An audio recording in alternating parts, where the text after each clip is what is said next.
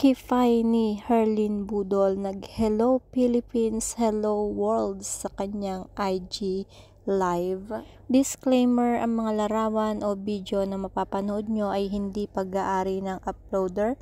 Ito ay ginagamit para sa isang impormasyon, credits to the owners. Hello guys, usap-usapan ngayon sa social media ang recent Instagram live ng actress at beauty queen na si Herlin Budol nga o mas kilala sa tawag na Hipon. Makikita sa nasabing video na kumakain si Herlin habang nagla-live, ngunit bigla nga itong tumayo para mag-CR. Pero sa kasamaang palad guys ay tila nakalimutan nga nitong si Herlin na wala siya pang ibabang kasuotan. Dahil nga dito nagulat ang mga netizen dahil tila may nag-hello sa mga netizen.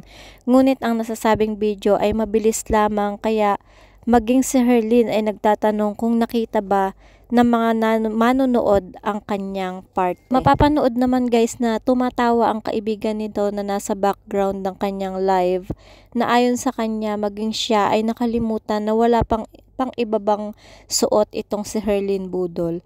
Sa kasamaang palad guys, agad na kumalat ang nasabing video dahil marami sa nakapanood ng live na Herlin ay nakapag-screen record at kasalukuyan ngayong kumakalat nga ito sa social media.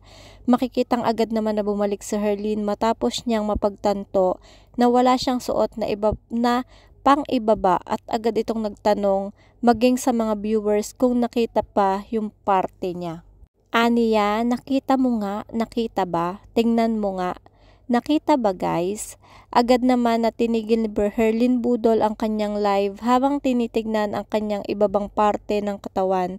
Ngunit may mga ilang netizen ang nagsabi na baka sinadya ni Herlin ito para mapag-usapan. Matapos nga kumalat ang mga screen record ng IG live video ni Herlin Budol sa social media, tuluyan nang nagsalita itong si Budol na may kaugnayan nga dito. Ayon kay Budol, wala umano siyang nakikitang mali sa issue na kumakalat ngayon dahil noon pa man lagi na umano siyang naka-swimsuit lalo na sa mga beauty pageants na sinasalihan nga niya. Anyway guys, marami namang mga netizen ang sumang-ayon sa mga naging pahayag nga nitong si Budol, lalo na umano sa panahon ngayon na mundong ginagalawan natin na halos lahat ng mga suot ay revealing o halos napaka-iksi na nga. Anyway guys, kayo ano ang masasabi nyo rito sa kumakalat na issue na ito? Tama ba na nagla-livestream ka tapos ganito nga yung suot mo, yung nakapanty ka lang? Kaya nga, bago mag-live, make sure na may suot tayo na panty guys, no, para hindi tayo ma-issue. Anyway, artista siya and sabi nga ng iba is gusto niya na mapag-usapan siya. Oh guys, wag nyo nang iba si Miss Herlin Budol ha. Tao lang din siya na nagkakamali at nakakalimot.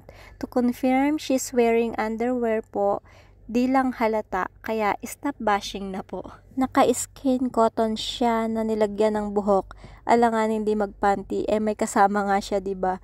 Nanonood nga ng live and lalaki 'yon, kahit bakla pa is lalaki pa rin 'yon na nanonood ng live niya. Syempre, para madami na naman ang tumulak na mga basher.